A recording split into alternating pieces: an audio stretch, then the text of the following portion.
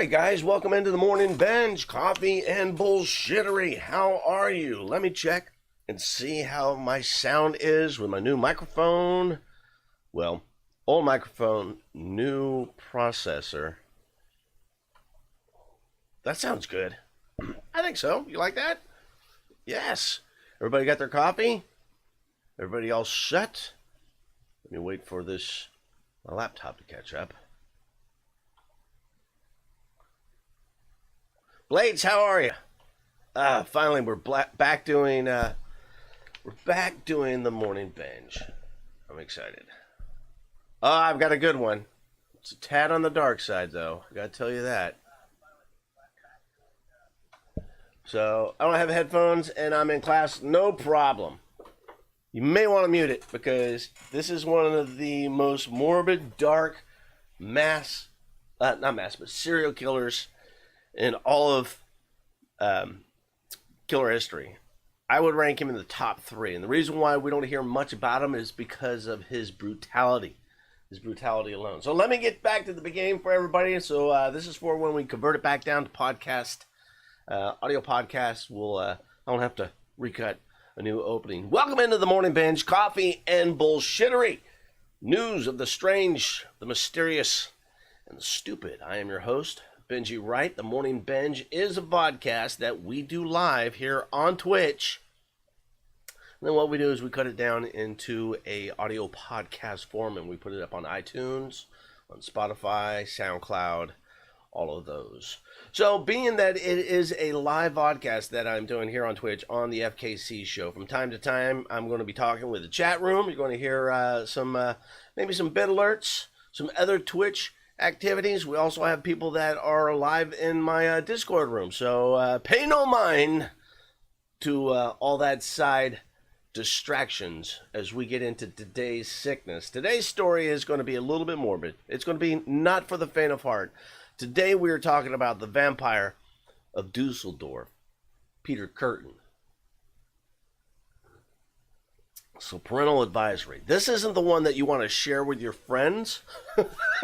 This is just for us, the ones that really enjoy this darkness, because it's gonna get really morbid. Before we get morbid though, let's get funny. I have an interesting story that I can't even comprehend. I'm glad that the situation happened, but at the same time, I'm just like, what in the shit is going on?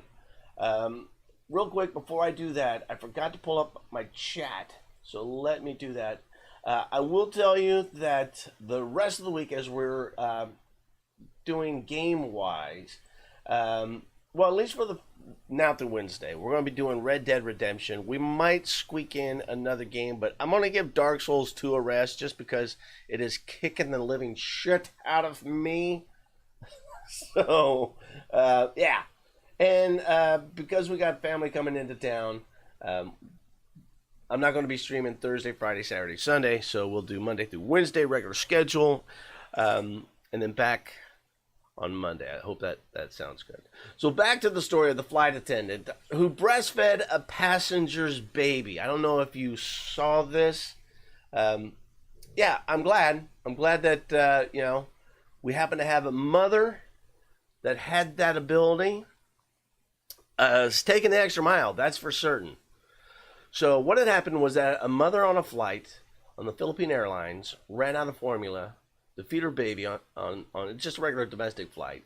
A flight attendant overheard the mother and approached her and asked her, is everything all right? And teary-eyed, the mother told this flight attendant, Oriango, that she had ran out of formula milk. So Oriango, who is a mother of a young daughter at home that's still breastfeeding, felt this mother's pain. It just tugged at her arm. And so she thought to herself, well, maybe there's something I could do. And her and a colleague offered the mother, if you want, we can go to the back and I can breastfeed your baby. So you know the back gallery of a plane where they prepare all the food and drinks and everything like that? They escorted her back there where Oriango breastfed this lady's baby. Myself, I've kind of got mixed feelings about that. I didn't know that that was a service available on flights. I would fly a lot more. Oh my God, we're out of creamer. We're out of creamer. What do I do? Hold on, I have this one. Yeah, I did not know. But no, realistically though, what do Rindal welcome in? What is the safety precaution in that having a stranger breastfeed your baby? I don't know. I haven't looked into that. Is there? I don't think that there is anything that, like, if the mother has the breastfeeding donor has a condition that might be like an STD or something like that, be transferable through the breast milk. That was a bad example. You cannot get an STD from sucking nipples.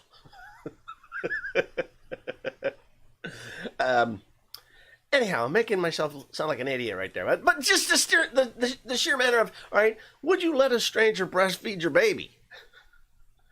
That doesn't come up that often. But I'm glad that this happened. Oriango, by the way, is a breastfeeding advocate, and she wrote on her Facebook page that I saw the relief in the mother's eyes. I continued to feed the baby until she fell asleep. I escorted her back to her seat, and just before I left, the mother sincerely thanked me. And she went on to post that breastfeeding has numerous health benefits for babies. According to the U.S. Center for Disease Control and Prevention, it lowers the risk of some infections, type 2 diabetes, asthma, just to name a few. But the U.S. Food and Drug Administration recommends checking with a doctor before feeding a baby breast milk from another mother. Yeah, I would say that too. Feeding a baby milk from another woman who is not the mother risks exposure to infectious diseases. I was dead on. That baby is going to get chlamydia now. Could expose them to chemical contaminants, such as some illegal drugs, and to a limited number of prescription drugs that might be in the human milk. All right, so maybe no STDs, but the baby could be tripping balls if maybe this flight attendant went on a rave the night before, right? Rumal, how are you doing? Hello to all the people who just came in, and goodbye to all that just came in. What? Oh, the content? Yeah, I don't know about that.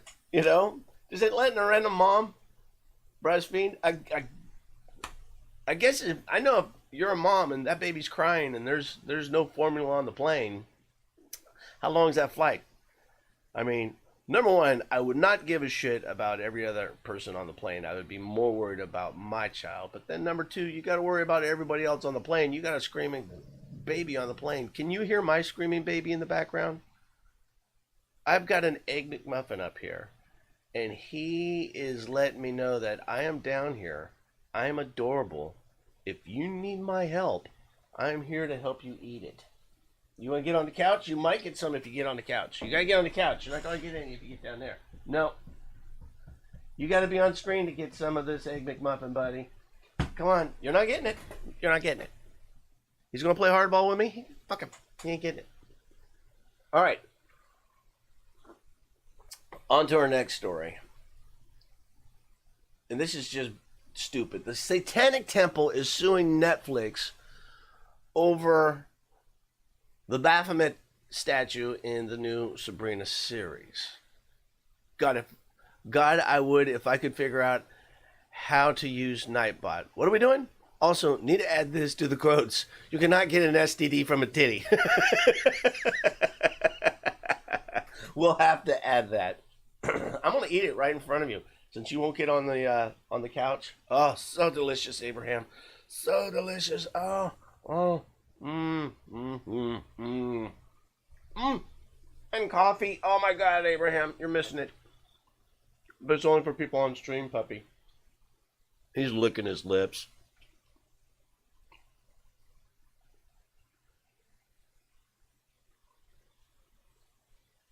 Let me tell you something. That is a damn Egg McMuffin that needs chewing the fuck out of. It is not breaking down easily. I might give him the whole damn thing. Go get me a Pop-Tart. Holy shit.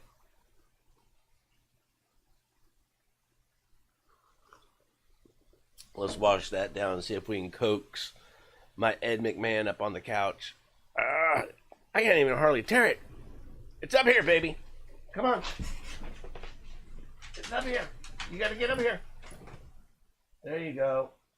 Jesus. Do I still have fingers? Do I still have fingers? All right, now settle down. Where are you sitting at, babe? There you go. All right, we'll move this microphone over here.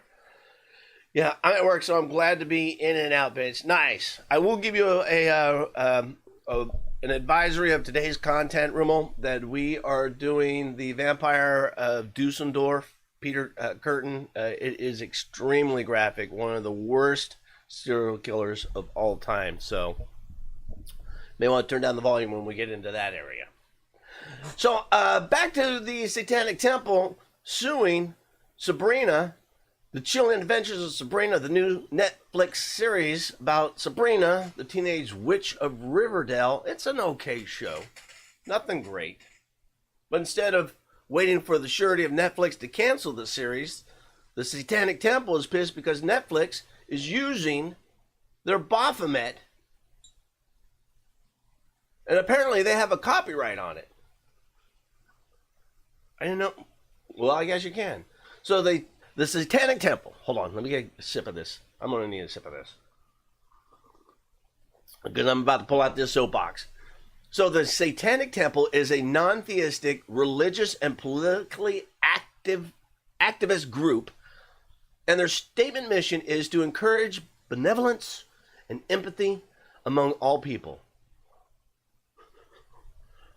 Although the use of, through the use of satanic, that's my devil, satanic. Through the use of satanic imagery. Wait a minute. The word alone, satanic alone, means diabolical, fiendish, and devilish. And let's not even use the word satanic. To encourage benevolence and empathy among people, except for those using our sweet, sweet Baphomet image, and then fuck them motherfuckers, we're taking them to court. This isn't the first time we've covered the Satanic Temple. I mean, my God, thank you for your fucking idiocy. Here I thought that you guys would be devil worshippers traveling around the country, kidnapping babies and sacrificing them. No, you are doing stupid things that make you so easy to get away from. When I was a kid and I was watching Scooby-Doo, I'm like, this shit would never happen. These kids are not going to catch the evil people. And then I see the stories of the evil people. I'm like, oh, okay, I can see it. So imagine the Catholic Church suing for people using the cross in movies. That's exactly it, Rindile. It makes no sense. You would think that the Satanic Temple would want more Baphomet. It's like cowbell. We cannot have enough cowbell.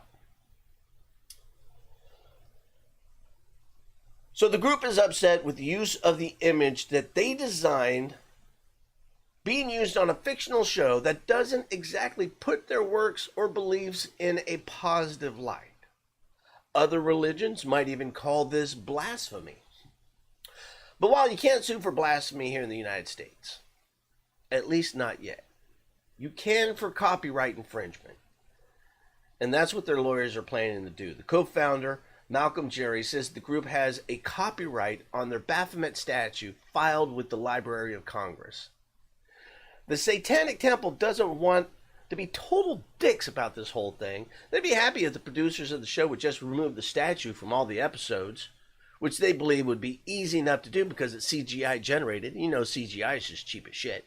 You can go down and get CGI at Dollar General. Again, fucking idiots.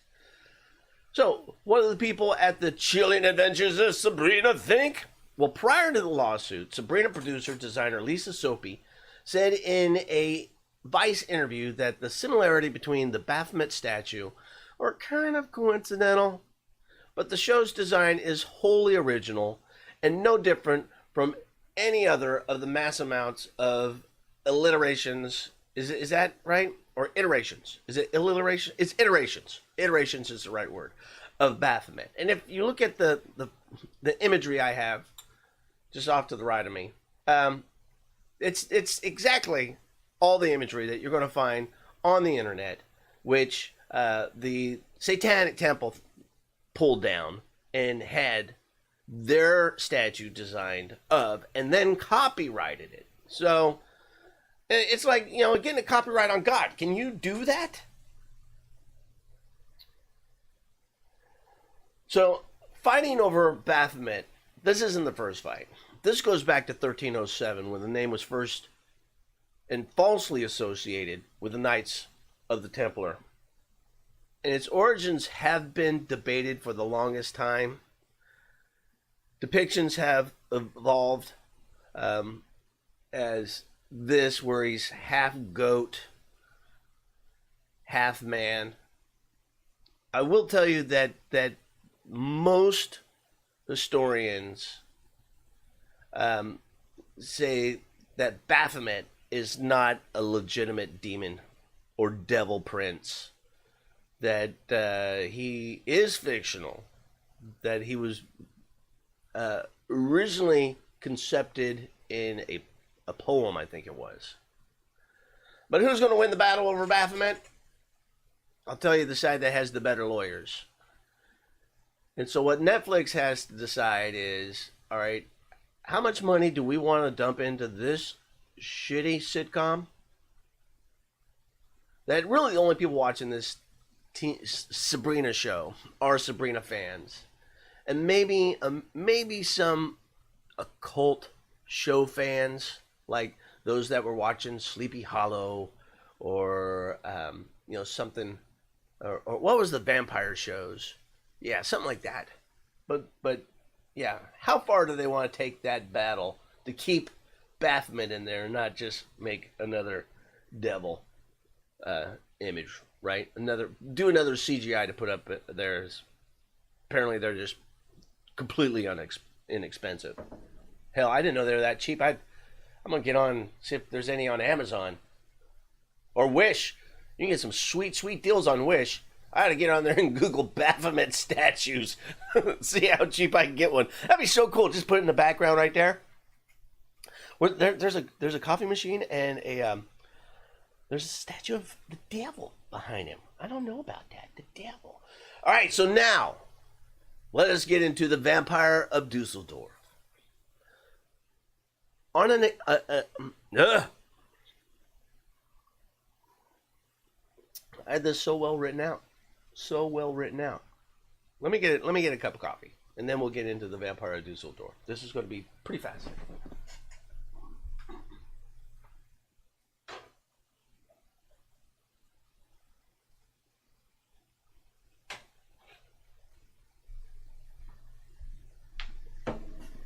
And by the way, Rindal, remind me when Kitty gets in here to show us how to get into Nightbot to add you so you can do commands and edit Nightbot.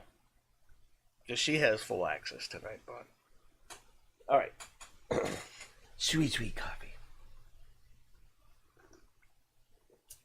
The Vampire of Düsseldorf.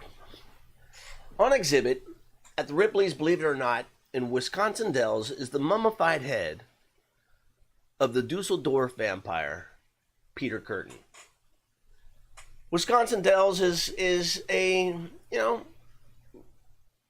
kind of a small family vacation destination, known more for being the water park capital of the world, where streets are lined with roller coasters, wave pools, go-kart tracks, sprawling adventure golf courses, hilariously bad haunted houses, and other overpriced family attractions. In the middle of this sweet family retreat rests a bizarre exhibit of oddities. Shrunken heads, cannibal skulls, Masonic ritual skeletons, two-headed taxidermy, Kapala skulls and instruments of torture, but more interesting is the Vampire Düsseldorf's severed head, turning slowly on a hook in a dark room. Beheaded murderer Peter Kürten had his head bisected and mummified in an attempt by scientists to understand the workings of his mind. is what the accompanied sign reads. Tried for 68 ghoulish crimes, including 9 murders, Peter Kürten was sentenced to be beheaded in Germany in 1931. So demented was Kürten's behavior that criminologists believed his brain had to be physically different from the normal in order for him to have committed his grisly crimes. His crimes included burglary, arson, attempted murder, rape, cannibalism, and murder. But mostly, the reason for his actions were sexual depravity and social chaos. The list of his victims surpasses 30 and could be as high as anywhere 70 to 75. But what about Peter Kürten? Peter Kürten was born into extreme deprivation and poverty in a suburb of, is it Cologne, Germany? I don't think it's Cologne. Would Germany name a town Cologne? Is that where they make the spice for men? All the shitty aftershaves? Is that where is it Cologne, Germany?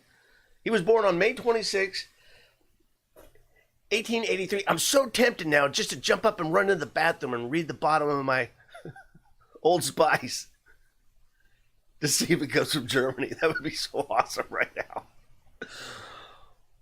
Home of musky scent for men and a serial killer.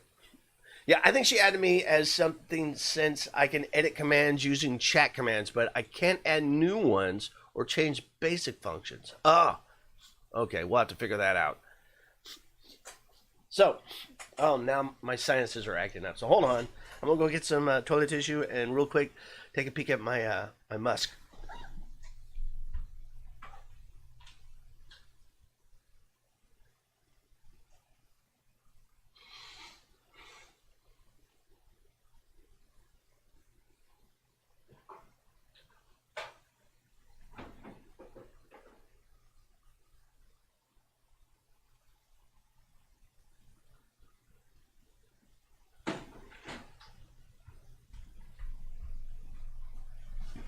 It was made in Connecticut.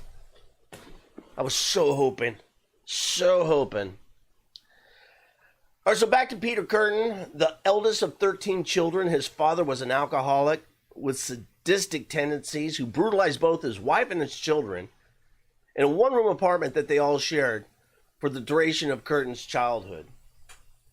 This daily subjugation to sexual violence must have had an immense influence on the boy. Age 9,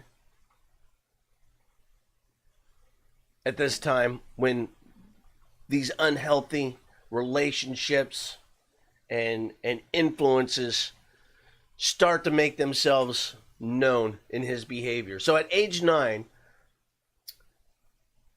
up to this point, his dad, pretty much on a daily basis, been getting drunk and raping his mom and his sisters. And so he's doing everything he can to be out of the house. Not to mention beating the crap out of him. And at this time, he formed an unhealthy relationship with a dog catcher who lived in the same building, who introduced him to the practice of bestiality and murdering dogs. So not all of them would catch the dogs and do that, but it was common practice for people to catch dogs and butcher them into sausage at the time. Just this one guy, liked to stuff the strudel before he grounded them down to hot dogs. Kürten claims also that in this year, he drowned 2 school friends, having pushed one overboard. The second one dove in to rescue him, could not, but was exhausted in the attempt to. And as he had tried to get back into the boat, Kürten said that he had took both his hands and just held him underwater until he drowned. Later, he was found drifting down the river in the same boat that they had been enjoying the afternoon on, crying when they found him, and he explained that they both had just fell over and drowned. Good morning, little skinny. How are you doing? So they said it was an accident, a tragic childhood accident. Psychologists have found where fantasies are combined with masturbation, a sexual component is added to the cognitive process. So, in-depth interviews that they've done with incarcerated serial killers have revealed that the most common childhood traits among them were extended into adolescence and adulthood are daydreaming and compulsive masturbation. So, they interviewed infamous serial killers such as Jeffrey Dahmer and David Berkowitz, and they all stated that their strange and bizarre fantasies thrived in youthful isolation, masturbation, and a powerful feeling of anger and rage. The isolation and feelings of anger and resentment often become a part of the cyclical process in the lives of fledgling serial killers. So the fantasy of violence prompted by their isolation from society, which in turn creates a greater relevance on fantasy for pleasure and relief from anxiety. So basically, serial killers often fantasize about murder and tie sexual violence into it before claiming their first victim. See, I told you it was going to get dark. It was going to get dark. Eventually, fledgling serial killers will reach a point where they need to actually live out their dark fantasies. This is exactly what we're going to see in Peter Kürten, but to a much more alarming degree. So, at the age of 13, Kürten formed a relationship with a girl his age, and she resisted having sex with him. He was just, the horny 13-year-old wanting to have it, and she wouldn't give it. So to channel his sexual frustration, he resorted back into bestiality with local farm animals. Worse, he admitted to mutilating animals in an attempt to achieve his orgasm.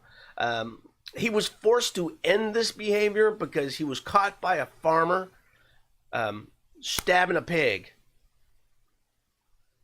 And you can imagine that scenario. How do you explain yourself out of that one? How do you just let the kid go? He's 13.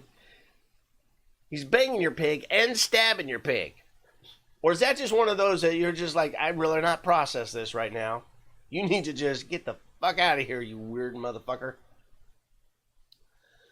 By 1899, at the age of 16, Kürten had progressed to petty crime and ran away from home in one, to escape the violence of the household, but two, he was also being investigated for a lot of these petty crimes. Shortly after his departure, his father was arrested for the incestuous relationships that he had with Kürten's younger sisters, and he was jailed for 13 years. But oddly, the incest charge came only because police were investigating Peter Kürten's petty crime spree. And then that's how they discovered the sexual abuse. So Kürten's crime spree soon led to the first of many short prison sentences for various misdemeanors that punctuated his existence throughout the rest of his life. The appalling conditions within the prison encouraged his sadistic tendencies, as he would now fantasize about those that imprisoned him and those that had tortured him in prison, and the vengeance that he would exact out on them. With each successive sentence, Kürten's rage against society and his capacity for depravity increased.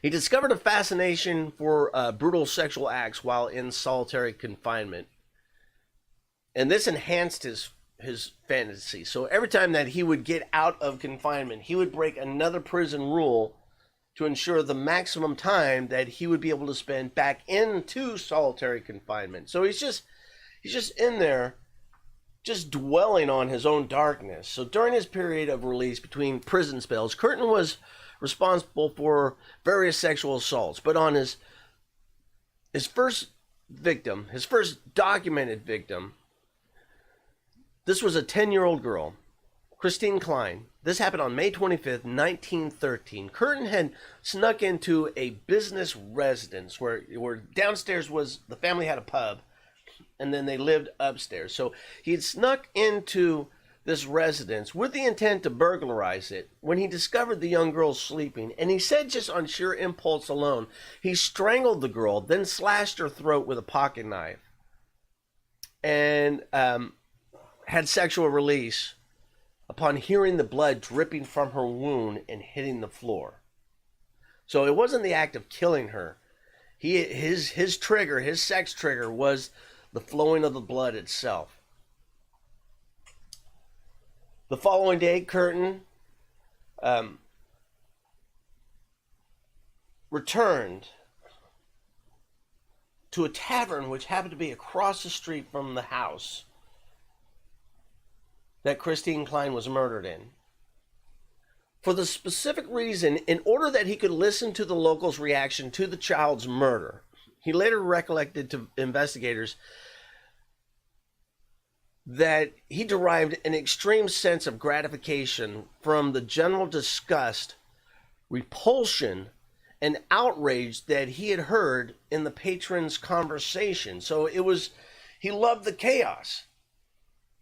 He was sexually deprived and thrived upon the control of taking his victims and the chaos that it would create in the community. So moreover, in the weeks following Klein's funeral, he would visit her grave too, and he would dig with his hands in the soil of the grave, and he would come by doing that too. That's a completely different level of fucking being out there that I can't comprehend. 2 months later, again in the course of committing a burglary with the aid of a skeleton key, he broke into a home and discovered a 17-year-old girl there, Gertrude Franken, and he manually strangled her. And he didn't have a knife at him at the time, but through the manual strangulation, there was blood inside of her mouth, and that was enough for him too. Oh, he did kill her. He did kill her, but that's what he wanted. He wanted that blood. During this time, Kürten had been called up for military service following the start of World War I. He says his military discipline, military discipline did not suit him. But luck would have it, just days after he had murdered the 17-year-old girl, Gertrude Franken, on July 14th, he was arrested for a series of arson, attacks, and burglary. Plus, tacking on a charge of desertion. So they called him up to the military, but he said, "I'm too busy killing girls." And the weird twist of fate about this is that if he would have been called up into World War I, he probably would have died on the battlefield. But no, he spent his entire time in a military prison. He'd gotten 6 years for the arson and petty crimes, and then another 2 years for desertion. So 8 years he spent in a military prison, which got him out of fucking World War I. So he was released on April 21st. No, not April 21st. He was released in April of 1921. And he relocated to Altenburg to live with his sister. And through his sister, Kürten became acquainted with a woman 3 years his senior named Augustus Schaefer. Or is it just Shape? I think it's just Shape. So Augustus Shape, a sweatshop proprietor and a former prostitute who had previously been convicted of shooting her fiance to death because he refused to marry her. So I think these two were meant for each other. Kürten didn't tell her that, he was,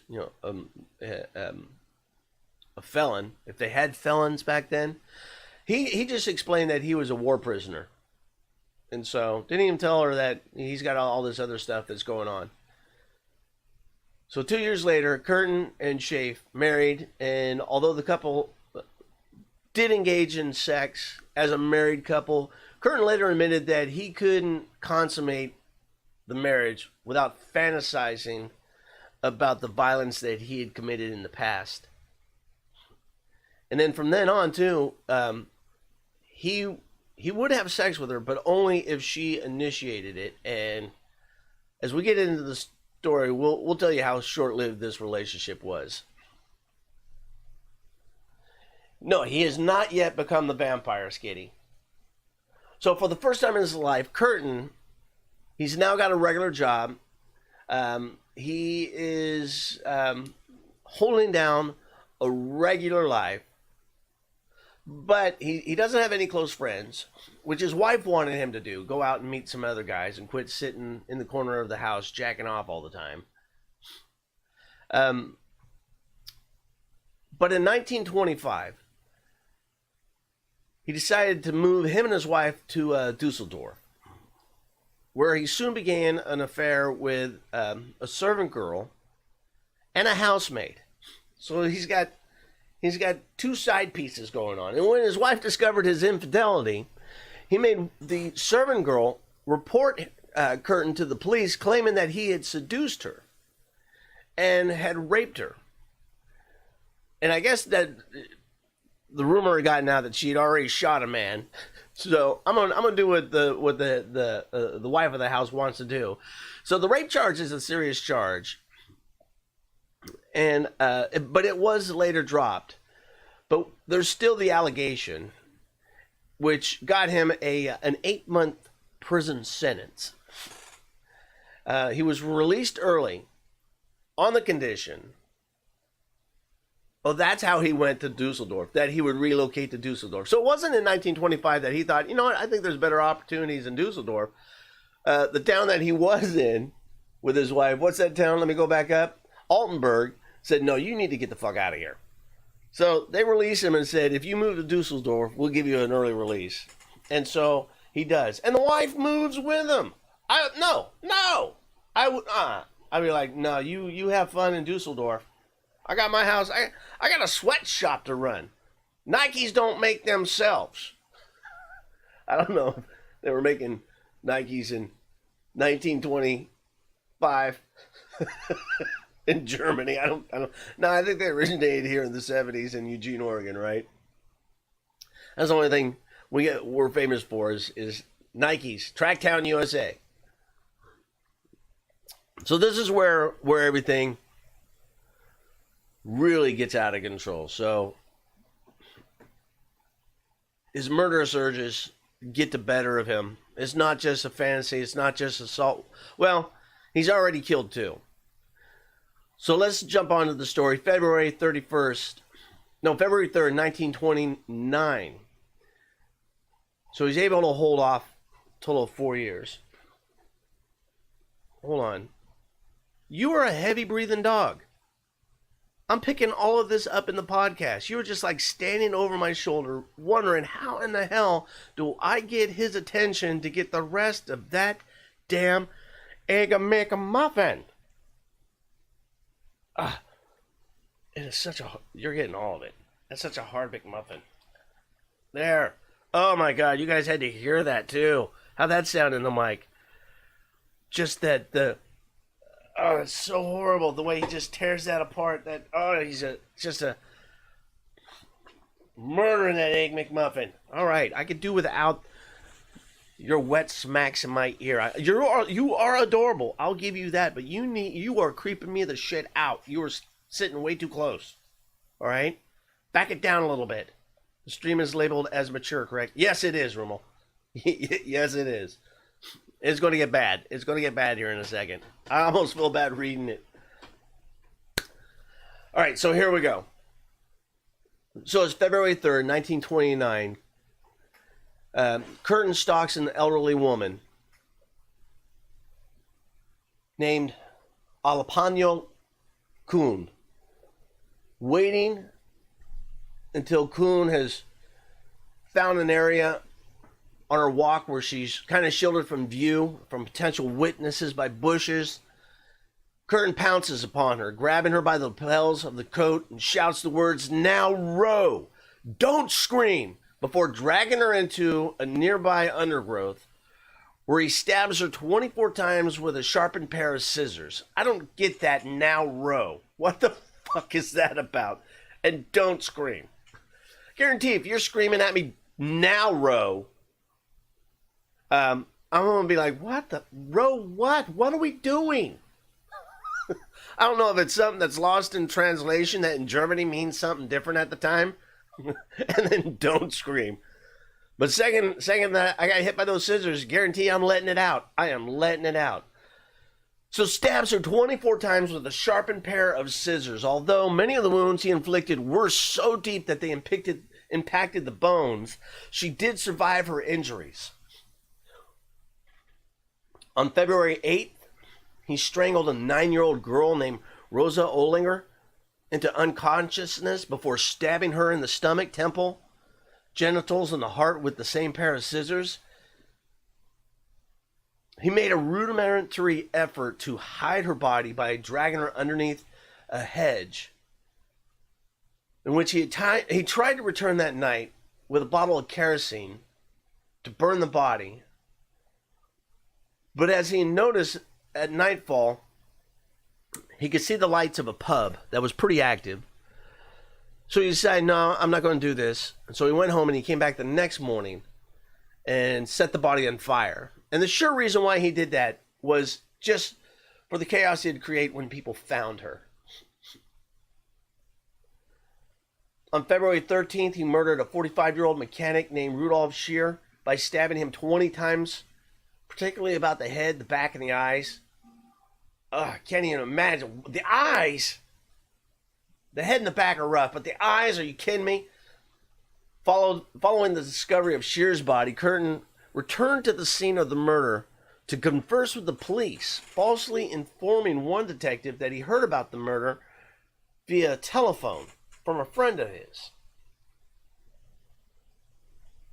So the German press, they are all over it, just sensationalizing the entire attack. Just the extensity of the damage each of these bodies took. People could not comprehend. They couldn't wrap their minds around it. And that, too, it was discovered that the attacker was drinking the blood of the victims. And so you can imagine the panic that ensued. And that is how he first was immortalized in print as the Vampire of Düsseldorf. The search for the killer received a major setback, however, when a learning disabled individual named Strasberg was accused of similar crimes and impeccably admitted to being the Vampire of Düsseldorf. And what he was doing is that he was carrying around a noose and was sneaking up behind women, putting it over their heads and then dragging them behind. So he didn't kill anybody, but that's pretty unsettling. So he was committed to an insane asylum, and police were convinced that they had solved their case. And between March and July of 1929, Kürten did attempt to strangle 4 women. In which he said he killed one of them and threw one into the Rhine River, but there was no proof of that. So it's not known if he killed any further victims until August 11th, when he raped, strangled, and then repeatedly stabbed a young woman named Maria Hahn. And this is the first real detailed assault that we have. Because he didn't admit to drinking blood from any of the previous victims. This is the first one that he admitted to. So I don't know how the news article got out before Maria, but this gets bad. So Kürten had first encountered Hahn, who he described as a girl looking for marriage, on August 8th, and had arranged to take her on a date the following Sunday. After several hours in Hahn's company, Kürten lured her into a meadow in order that he could kill her, and later admitted that Hahn repeatedly pleaded with him to spare her life as he alternated between strangling her, stabbing her in the chest and the head, and just laying astride of her body waiting for her to die.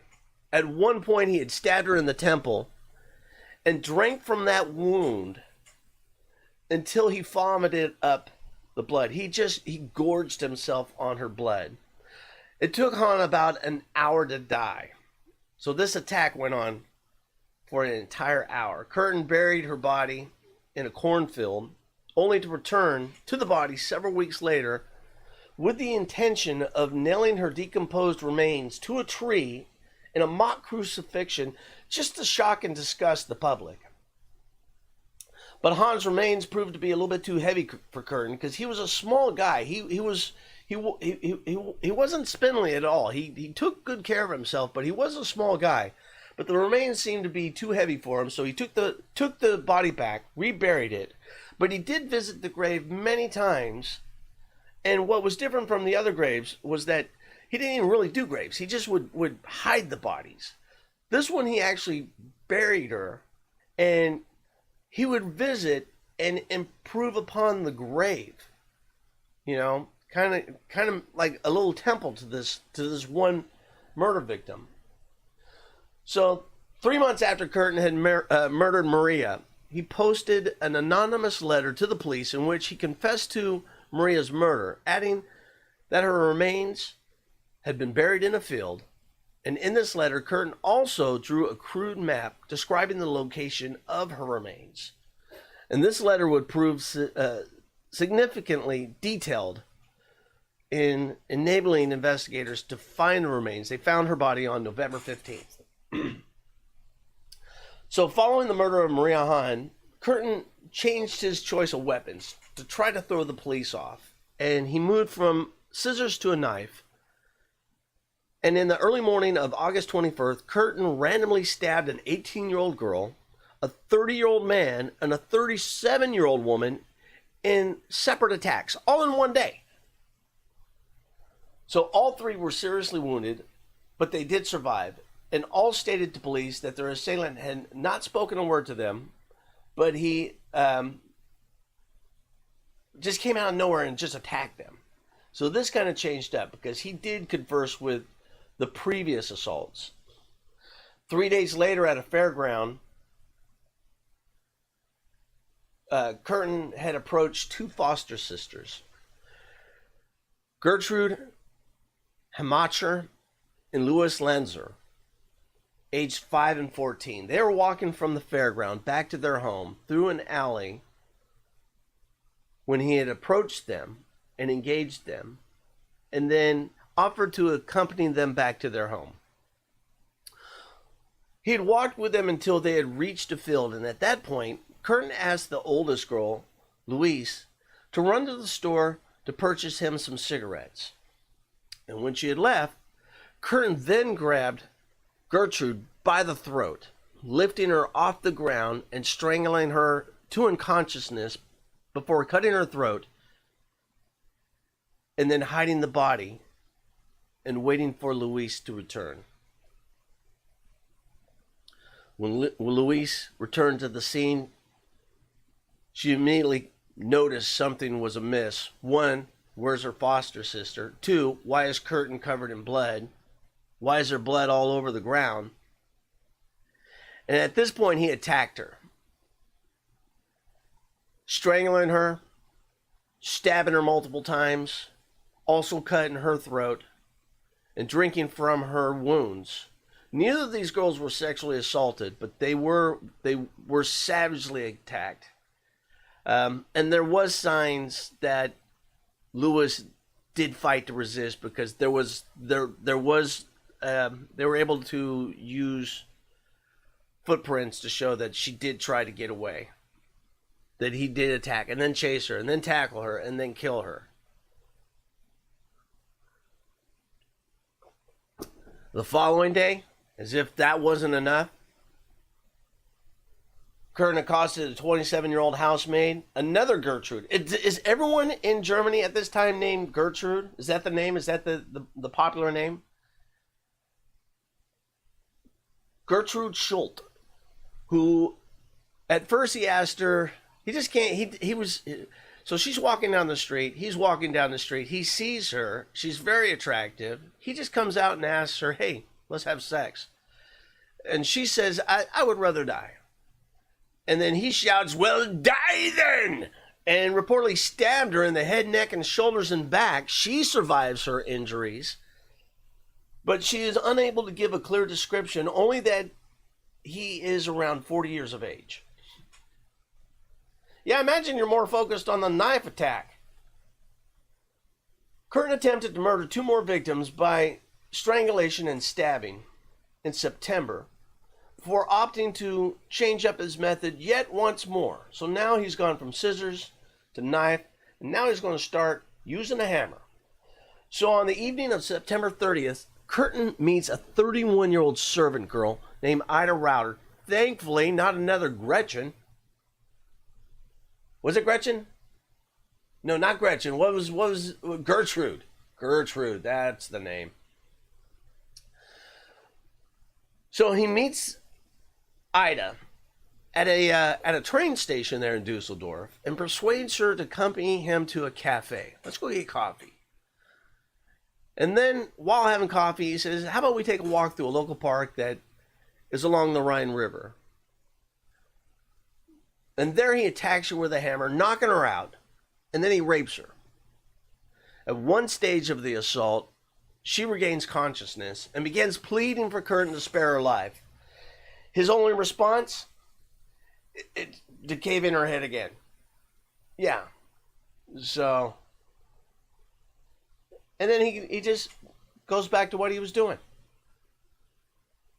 Just simply doesn't even respond. Just caves it in and goes back to what he's doing.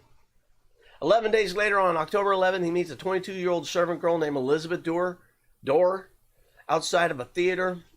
As had been the case with Rauter, Dorr agreed to accompany Kürten for a drink at a cafe before the pair took to a train ride to Gothenburg, where there again was another walking trail along the Klein-Düssel River. This attack, I imagine, was just like the other one. They were just swift in nature, whereas in one moment, the two are walking along, having a pleasant conversation, and then without notice, he pulls out a hammer and just strikes him right in the temple. The immediate strike to the temple would drop the person to the ground, where they could not fight back. And for the most part, he only picked people that could not fight back. And that's exactly what he did with this woman. He strikes her in the temple, repeatedly about the head, and then left her for dead. He didn't rape her, though. He just attacked her. On October 25th, Kürten attacked 2 more women with a hammer, but these survived.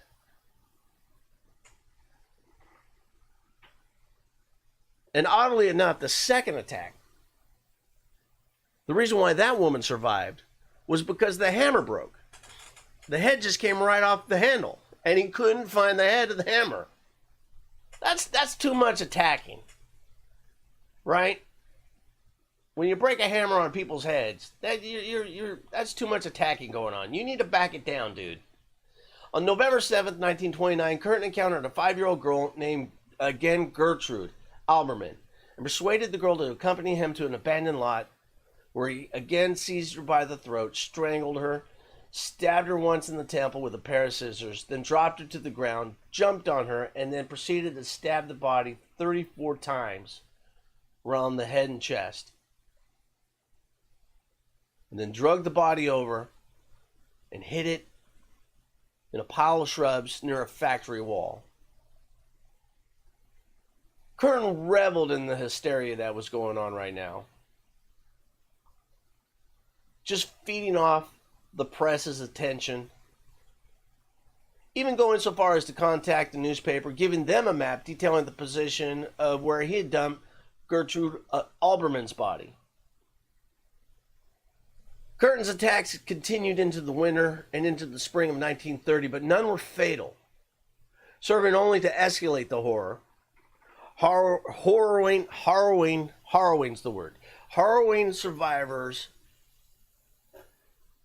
sharing accounts of their attacks, providing lurid copies for newspaper articles. And at the time, It was an antidote for the growing economic depravity being inflicted by the Great Depression. So one, you've got shitty living conditions, and now you've got a mass murderer running around, beating people down with hammers, scissors, and knives, and the police can do nothing about it. Public condemnation of the authorities was widespread for failing to catch this killer. But things were about to change. On May 14th, 1930, Kürten set into motion his eventual capture. And what he had done is that he had offered a young unemployed woman, Maria Bullock, somewhere to stay. So at this time, his wife had kicked him out, so he had to get an apartment. And so he offered young Maria that she could stay at his apartment. And so he escorted her up to his apartment to show her the apartment. And basically the whole deal, in his mind, it made perfect sense, is that you stay here and you can pay rent by having sex with me. And she was just like, nah, not going to do that. So he tried to convince her, no, this is a sweet deal. This is a sweet deal. And she's like, not a sweet deal. I don't feel comfortable doing that. So eventually she said, I got to leave. And he said, that's fine. I'll walk you back to the train station. And so as they were walking back to the train station, as they were approaching the train station, he grabs her and he drags her into the nearby forest and he rapes her. And the sole reason why he did not kill her is that as they were walking to the train station, they were passed by a gentleman that he knew. So he couldn't kill her because he is now tied to her. Somebody he knows recognized him with her. And so he would rather go to jail for rape than for murder. And this is where he screwed up, because he did not think that Bullock would remember where he lived, but she did. And she showed Kürten's apartment to the police. Took the police right to Kürten's apartment. And where he had gone wrong is that he had rented the apartment in his own name. So now recognizing that he's eventually going to be caught for the rape of Bullock, police now know his identity. For some odd reason, some accounts said that he knew that the reward for the vampire of Düsseldorf was so high that he wanted his wife to turn him in to claim the reward, but there's really no sign of that. I mean, he's been an adulterer, a murderer, a sexual rapist for this whole time. Why the fuck would he care about his wife, right? If he cared about her, he wouldn't be fucking around on the side. But, so either way about it, he I don't know why he admits all this to his wife, but he does. She's a little bit shocked, horrified, and she goes to the police. So on May 24th, 1930, Frau Kürten, I love that, Frau Kürten. I wonder if that was her name or is that was just what they call Miss Kürten, Frau. So Frau Kürten had arranged with the police to stage a meeting with Kürten at a local church, in which, when he got there, the police stepped out. Kürten surrendered quietly. In fact, he'd gotten dressed up. He'd went and got his hair cut, gotten shaved, bought a new suit, because he knew that they were going to be taking photos of him. I mean, this is the vampire of Düsseldorf. So once arrested, Kürten provided an astonishingly detailed account of his string of crimes to Professor Carl Berg, who was a distinguished psychologist and who later published the confessions in a book entitled The Sadist, which is, for the most part, the most detailed and accurate of all the accounts of Kürten's life. He claimed 79 individual attacks and went into great lengths to convince the authorities of his guilt in these attacks, perhaps in hopes that his full cooperation might ensure maximum financial benefits for his wife. That's what some of the Wikipedia and other short biographical reads that I read on him are. I don't think so. I think that he took full pride in what he had done. He wanted everybody to know who he killed and how he killed them. He wanted to be notorious. His memory was nearly photographic, and his recollection of each offense obviously provided him with great pleasure. Kürten's trial commenced on April 13th, 1931, on charges including 9 murders and 7 attempted murders. To the outward appearance, he was well-tailored. He looked successful. Looked like he really had his stuff together. He initially retracted his confession of murdering all these people, and then went back and said, no, I did it. I think he just wanted to relive the story. He wanted to tell that story, because then each time that he was explaining the details of each murder, he got to relive that murder. And there are accounts that during the trial that he had a full heart on the whole time and did not even try to hide it. Remember that 7th grade, you're in math, and they ask you to get up and work an equation on the board, and you've got the unexpected boner that you really didn't plan on, weren't thinking about nothing, but it just showed up anyhow, and you're like, shit. Well, he was proud of that courtroom boner. Didn't care. He's just like, yes, I will work that math problem. That was a horrible German accent. I don't know what the fuck that was about. But anyhow, so they didn't take any time at all. The jury, just sick of going through this whole trial. Just the emotionless voice of Kürten claiming about his childhood and about the German penal system being at fault for his sadistic tendencies and showing absolute no remorse for the atrocities that he had committed. The jury took only 90 minutes to return a verdict of guilty on all counts, and Kürten received 9 death sentences to be carried out by guillotine. Yes, sir. You go fuck yourself. Upon laying his head upon the machine, he turned to the psychiatrist and asked a question. Tell me, he asked, after my head is chopped off, will I still be able to hear, at least for a moment, the sound of my own blood gushing from the stump of my neck? That would be the pleasure to end all pleasures. And with that, the blade dropped.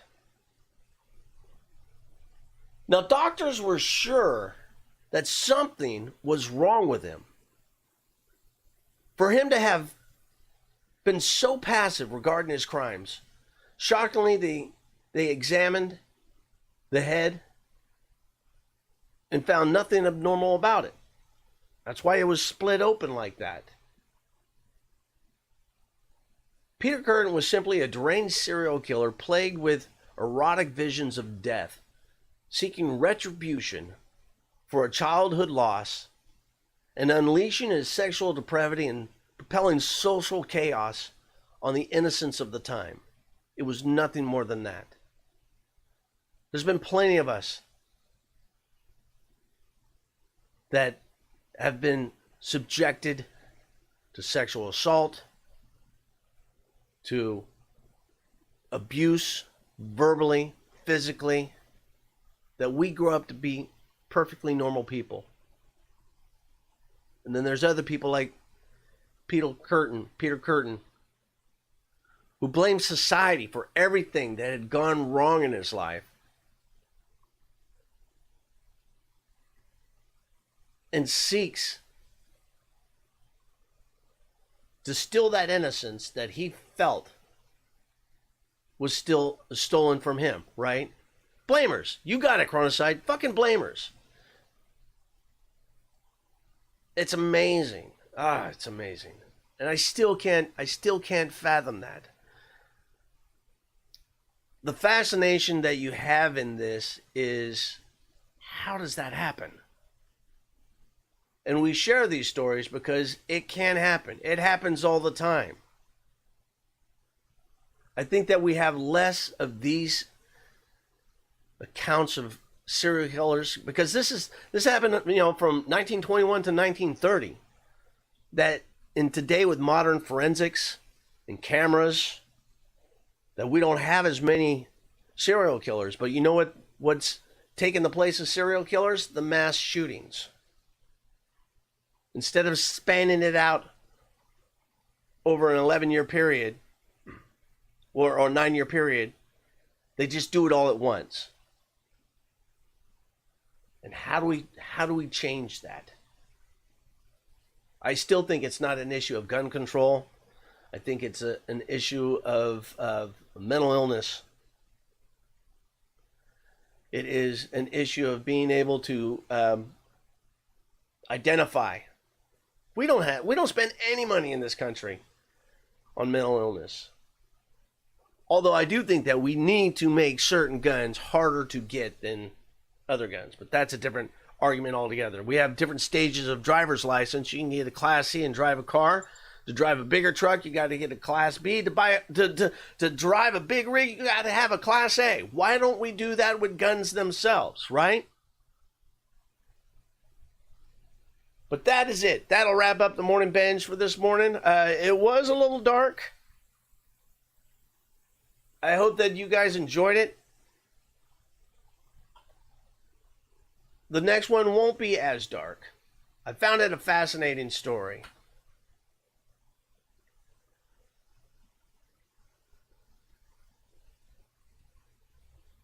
More so that if you're on vacation in Wisconsin and you walk into Ripley's, believe it or not, and you see that and you're thinking, oh, that's just a plastic head. No, that's his head. That's his head. They split it apart and mummified it at first for science. Figure out why. We need an explanation. Something had to have gone wrong, horribly wrong, for someone to act this way. Here's what he looked like before. Just a seemingly normal looking guy. Although very Hitler in appearance, right? But yeah, that'll wrap up the morning band. So we will take a hot second to stop down the stream. That way we can replay this. And it makes it easier for me to save down if I want to actually make this a podcast. I don't know. It may have been too dark to put into a podcast form into the morning binge. But I'll do all the same. I will do that, and we will put that up. So we are going to be playing Red Dead Redemption this morning.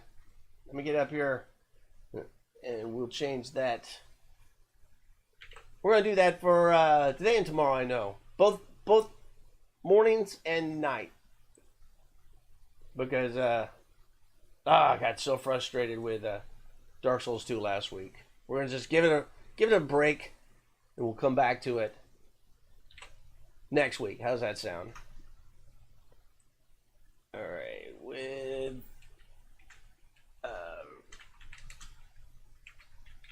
Red Dead 2,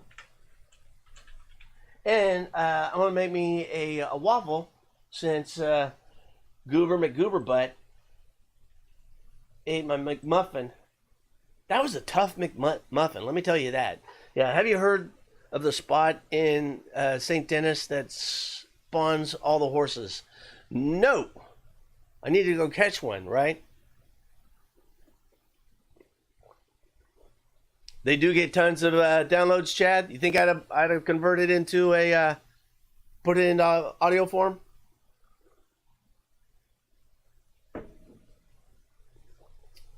All right, so give me just a second. We're going to stop this, and we'll restart it. Let everybody know that we thank our subs and our followers. We'll wait for it to swing around one more. There we go. That way everybody gets their notice. The dark ones make folk interesting. Right. Because it's like, going back to one of the stories that I had of him, and I found this interesting article. Let's see if I can find it. I already closed it down, about how you take kids that are subjected to the mental abuse that he is, and the isolation that he has, and they've attributed to the isolation and masturbation that they tie the sexuality of the act of masturbation into the dark fantasies, which then fuels the serial killer tendencies. Was going back and thinking about my teen isolation and masturbation frequency. Fuck, I could be a serial killer.